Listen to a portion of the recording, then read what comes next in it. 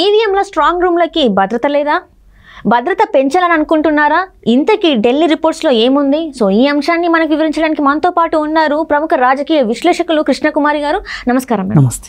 మనం ఇప్పుడు చూస్తున్నట్టయితే మనం చూసాం ఆంధ్రాలో పోలింగ్ జరిగిన తర్వాత ఈవీఎం మిషన్ల స్ట్రాంగ్ రూమ్ల దగ్గర ఏమేమి గొడవలు జరిగాయో ఏంటి అని. ఇంతకు అసలు ఈవీఎంల స్ట్రాంగ్ రూమ్లకి భద్రత ఉందా లేదా, సెక్యూరిటీ పెంచే అవకాశాలు ఉందా లేదా, ఇంతకు అసలు ఢిల్లీలో ఆ రిపోర్ట్ వచ్చిన దాంట్లో ఏముంది అసలు? ఇప్పుడు స్ట్రాంగ్ రూముల దగ్గర మూడంచెల భద్రత ఉంటుంది. అంటే బాగా భద్రత ఉన్నట్లు లెక్క. అయితే కూడా స్ట్రాంగ్ రూమ్ దగ్గర అక్కడ వేసిన సీలు కానీ ఏదైనా సరే దానిని ముట్టుకోవాలి అంటే, ఆ రూములు ఏదైనా అవసరం పడి తెరవాలి అంటే గనక అన్ని పార్టీల వాళ్ళని పిలవాలి. అన్ని పార్టీల వాళ్ళని పిలిచి వాళ్ళ ముందు తెరవాలి. కానీ మొన్న ఏం చేశారు,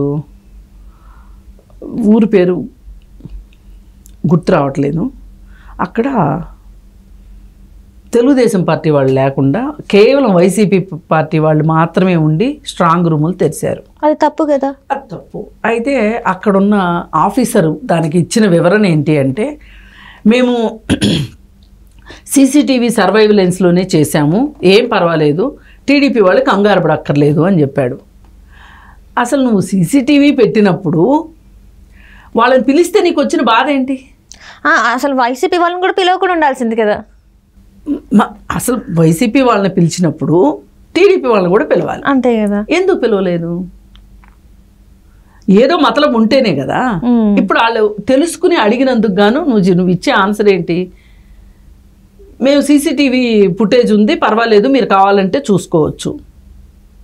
ఎందుకు అంత బాధ ఏమొచ్చింది మీకు? నిర్లక్ష్యంతో. నిర్లక్ష్యం కాదు, ఇది వాళ్ళు కావాలని వైసీపీ పార్టీ తరఫున పనిచేయడం కోసమే యంత్రాంగం ఉంది అన్నట్లుగా వాళ్ళు నిరూపిస్తున్నారు. ఇప్పుడు ఇంకొక ఎగ్జాంపుల్ చూద్దాం. తిరుపతి మహిళా యూనివర్సిటీలో ఇలాగే అక్కడ ఏదో స్ట్రాంగ్ రూమ్ దగ్గర భద్రత సరిగా లేదు అంటే క్యాండిడేట్లకు ఉంటుంది కదా, మరి వాళ్ళు ప్రాణం పెట్టి 5 ఏళ్ళు కష్టపడ్డారు. ఎలక్షన్లు అంటే ఈ 4 నెలల నుంచి వాళ్ళు కష్టాలు పడి కష్టపడి ఓట్లు వేయించుకున్నారు. మరి ఈ ఓట్లు ఏమైనా అయిపోతాయి అంటే వాళ్ళకి భయం ఉంటుంది కదా. అందుకని ఆయన 2 కార్లతోటి పెద్ద ఎక్కువ అంగు ఆర్భాటం లేకోకుండా, ఎందుకు ఆయన ఏం తగాదాకి వెళ్ళట్లేదు కదా, ఊరికే చూద్దాము, ఒక రౌండ్ వేసి వద్దామని వెళ్తే ఆయన అక్కడికి వస్తున్నాడని మరి వాళ్ళకి ఎలా తెలిసిందో ఏమో. లేదు అనుకుంటే అక్కడ ఆల్రెడీ వైసీపీ గుండాలు ఉన్నారేమో తెలియదు, కానీ వాళ్ళు అసలు ఆ చేసిన రచ్చ, ఆ కార్లు పగలగొట్టడము, ఆ మనిషిని కొట్టడము, అసలు ఇప్పుడు అతని పరిస్థితి చూస్తే, నాని పరిస్థితి చూస్తే అసలు చచ్చిపోయాడేమో మనిషి అనిపించేలాగా, ఆ మొహం మీద గొడ్డలు పెట్టి కొట్టాలని చూస్తే గొడ్డలు కాదు, సుత్తి పట్టుకొని వచ్చాడు ఒకడు, తెల్ల షర్ట్ వేసుకుని ఉన్నాడు. మరి అతన్ని అరెస్ట్ చేశారో లేదో తెలియదు, కానీ అతను మొహం మీద కొడదామని చూస్తే అది ఇక్కడ భుజంలో తగిలింది. భుజం అంతా కమిలిపోయి ఉంది. హాస్పిటల్లో జాయిన్ చేశారు అతన్ని.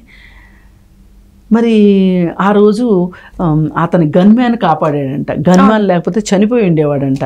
అంటే హత్య చేద్దామని వెళ్ళారా అని చెప్పేసి కూడా అంటున్నారు కొంతమంది. మరి అదే బై ఎలక్షన్ రావాలి, బై ఎలక్షన్ అతనే అంటే అతను గెలుస్తాడని అర్థమైపోయింది.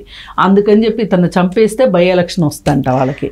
అసలు ఎక్కడికి వెళ్తున్నారు వీళ్ళు? అసలు భయం లేదా, భక్తి లేదా, అసలు ఏమి లేదు. ఎందుకు ఇట్లా ఇంత రౌడీ రాజ్యాన్ని ఎందుకు జగన్మోహన్ రెడ్డి పెంచి పోషించాడో అర్థం కావట్లేదు. మంచి పనులు చేస్తే ఆటోమేటిక్గా వాళ్ళకి ఓట్లు పడతాయి కదా. ఇంత రాక్షసత్వానికి పాల్పడాల్సిన అవసరం ఏముంది? చేయలేదు కాబట్టి ఇప్పుడు ఇది ఒక ఆయుధంగా తీసుకున్నారు వాళ్ళు.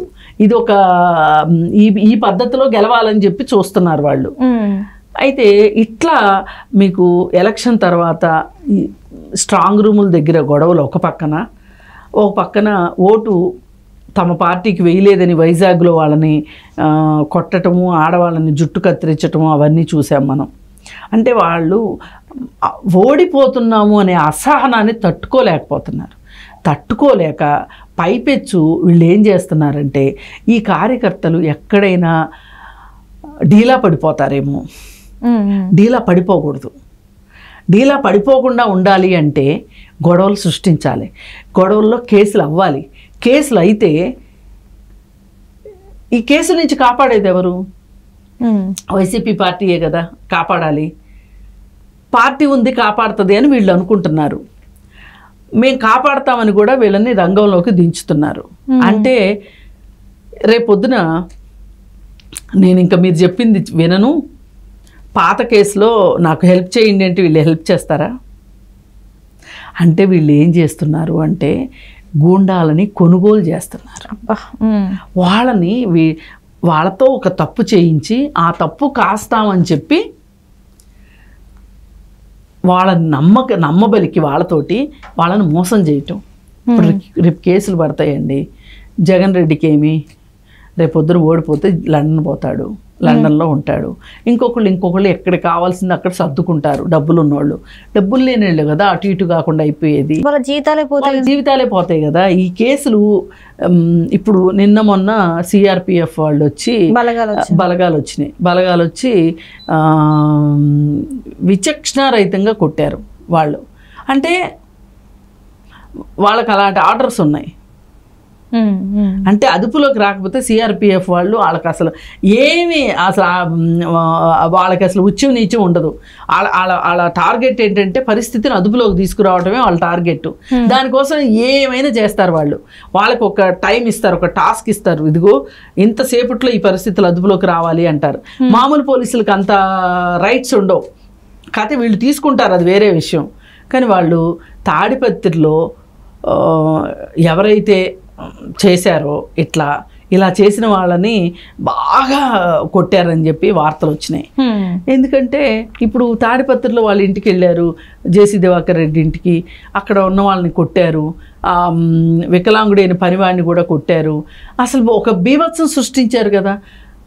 అంటే వీళ్ళు ప్లాన్ చేసుకున్నది ఏంటి అంటే అధికార యంత్రాంగం అంతా మనది, మన యంత్రాంగం మనం చెప్పినట్టు వింటది, వినిపించుకుందాము. అవి ఏవో ఆశలు పెట్టుంటారు కదా వాళ్ళకి, ఆ ఆశలతోటి వాళ్ళని వినిపించుకొని స్ట్రాంగ్ రూముల దగ్గర, అంటే ఆ రోజు ఎలక్షన్ రోజేమో ఒక భయోత్పాతాన్ని సృష్టించి ఓటర్లు రాకుండా ప్లాన్ చేశారు. అది విఫలం అయ్యేసరికి ఇప్పుడు ప్లాన్ బి ఏంటి అంటే స్ట్రాంగ్ రూముల దగ్గర ఎట్లాగొట్లా ఈవీఎంలు మాయం చెయ్యొచ్చా అనే ఒక ఉద్దేశం ఉంది. వాటిని ధ్వంసం చెయ్యొచ్చా అనే ఒక ప్లాన్ కూడా వాళ్ళకు ఉంది. అందుకే స్ట్రాంగ్ రూమ్ దగ్గరికి ఇప్పుడు ఆ అధికారి సమాధానం చెప్పుకోవాలి రేపు. అసలు ఇలా చేసిన అధికారుల్ని వీళ్ళు ప్రజాస్వామ్యానికి విఘాతం కలిగిస్తున్న వాళ్ళు. వీళ్ళు చేసే తప్పులు మామూలు తప్పులు కాదు. ఏదో ఒక 1,00,000 రూపాయలు లంచం తీసుకున్న విషయం కాదు ఇది. ఏ విధంగా ఒక చిన్న విషయానికి లంచం తీసుకున్నారు అనేది మనము అది కూడా క్షమించే విషయం కాదు. సరే, అది పక్కన పెట్టేయండి. కానీ ఇది ఓట్లు, ప్రజాస్వామ్యం. అసలు మనం ప్రజాస్వామ్యంలోనే ఉన్నామా? అసలు చట్టం, ధర్మం, న్యాయం నడుస్తుందా ఇక్కడ అనేది ఒక పెద్ద ప్రశ్న కదా.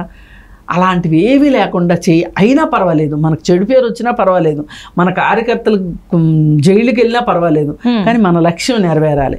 ఆ లక్ష్యం ఏంటి అంటే గెలవాలి. అంతే, ఏదైనా చేసి గెలవాలి. ఆఖరికి ప్రజల ప్రాణాలు పోయినా పర్వాలేదు, గెలవాలి అని వాళ్ళు అనుకుంటున్నారు కాబట్టి ఇంత చేస్తున్నారు. వాళ్ళు ఏమైనా సరే గెలవాలి. పోనీ గెలవలేదు అనుకోండి, ఒక విధ్వంసం అన్నా సృష్టించాలి.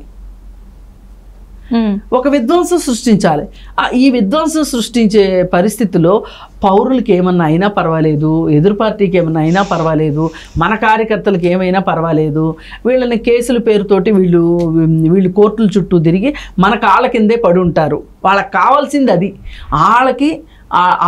వాళ్ళ కాళ్ళ కింద, చెప్పు కింద తేలులాగా పడి ఉండే కార్యకర్తలు కావాలి వైసీపీ పార్టీకి. అందుకే ఇన్ని ఘోరాలు నేరాలు చేయిస్తారు. ఇప్పుడు తెలిసి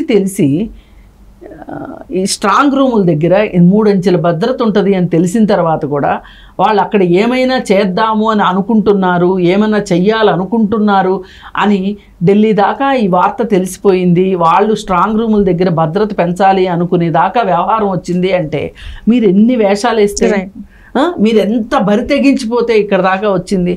ఎంత బరి తెగించారు. అసలు పోలింగ్ స్టేషన్స్ దగ్గర క్యూలో నుంచున్న వాళ్ళు కాకోకుండా విడిగా 4 ఉండి మాట్లాడుకోకూడదు. 144 సెక్షన్ ఉంది. మరి అలాంటి పరిస్థితిలో మీరు ఇన్ని ఆగడాలు ఎట్లా చేయగలిగారు అంటే మీకు నమ్మకం ఏంటంటే వ్యవస్థలు మా చేతిలో ఉన్నాయి అనుకున్నారు, అనుకుని చేశారు. చేసిన దానికి ఇప్పుడు మొదటగా పోలీసులు బలయ్యారు. నెక్స్ట్ ఈ వైఎస్ఆర్ పార్టీ కార్యకర్తలు బలవుతారు. పైగా ఇక్కడ గమ్మత్తు ఏంటంటే తూతూ మంత్రం అరెస్టులు జరుగుతున్నాయి. అసలు వాళ్ళని పెద్దోళ్ళని ఏమి పట్టుకోవట్లే, చిన్నోళ్ళనే పట్టుకుంటున్నారు. ఈ చిన్నోళ్ళనే పట్టుకునేసరికి అసలోడు అలాగే ఉండి వాడు శిక్ష నుంచి తప్పించుకున్నాడు అనుకోండి, ఇంకా వాడికి భయం ఏముంటుంది? ఇలానే చేసుకుంటూ వెళ్ళిపోవచ్చులే అన్న ధీమా అయితే ఉంటుంది, వాళ్ళ అయితే ఉంటుంది. ఆ ధీమానే వాళ్ళని నడిపిస్తుంది. ఈ పార్టీలు శ్రీరామ రక్ష కూడా అదే. ఏంటి అంటే మన కార్యకర్తలు మనం చెప్పినట్టు వింటారు, వాళ్ళు ఎక్కడికి పోతారు. అంటే ఇప్పుడు మీరు చెప్పేది ఏంటో మేడం, ఇప్పుడు కింద స్థాయిలో ఉన్న వాళ్ళు అరెస్ట్ అవుతారు అంటున్నారు. మరి ఇన్ని అఘాయిత్యాలకు పాల్పడిన మెయిన్ క్యాండిడేట్స్ ని ఇంకా పట్టుకోలేరు అంటారా? పట్టుకోలేదు ఇంకా. ఇక పట్టుకోలేరు కూడా మరి ముందు ఏమో చూద్దాం. మరి ఈ సీసీ ఫుటేజ్ లో అవన్నీ ఉంటాయి కదా, వాటి ప్రకారం ఏం చేస్తారో చూడాలి. మరి అంటే ఏదో ఒకటి చేయకపోతే ఎక్కడో ఒక చోట చెక్ పెట్టాలండి. చెక్ పెట్టకపోతే ఇలాగే ఉంటుంది. ఇష్టారాజ్యంగా ఇష్టానుసారంగా మనం ఏం చేసినా నడుస్తుంది అనే ఒక వ్యవహారం నడుస్తుంది ఇక్కడ ఆంధ్రప్రదేశ్లో. అందుకే వాళ్ళకి అర్థమైపోయింది, ఢిల్లీ వాళ్ళకు కూడా. ఈవీఎంలు స్ట్రాంగ్ రూముల దగ్గర మనము ఒక భద్రత పెంచకపోతే గనక ఇంత కష్టపడి ఎలక్షన్ చేసి కూడా ఉపయోగం లేకుండా అయిపోతుంది అనే ఒక భయం అయితే వచ్చింది ఎలక్షన్ కమిషన్కి కూడా. సమాధానం చెప్పుకోవాలి కదా. ఎవరన్నా కేసు వేసారనుకోండి రేపు పొద్దున సుప్రీంకోర్టులో కేసు వేస్తే సమాధానం చెప్పాలి కదా. ఆల్రెడీ ఇప్పుడు సిఎస్ని ఇంకా డీజీపీని అక్కడ కేంద్ర ఎన్నికల సంఘం పిలిచి వాళ్ళ దగ్గర నుంచి విచారణ బాగా చివాట్లేసింది. ఆ చివాట్లేసిన దానికి వేసినందుకు గానే ఇప్పుడు వీళ్ళు స్ట్రాంగ్ రూముల దగ్గర భద్రత పెంచుతున్నారు. ఒకవేళ అది గనక జరగపోయి ఉంటే వీళ్ళకి ఏమాత్రం బుద్ధి కూడా వచ్చి ఉండేది కాదు. చీమ గుట్టినట్టు కూడా లేదు వీళ్ళకి, అది బాధ.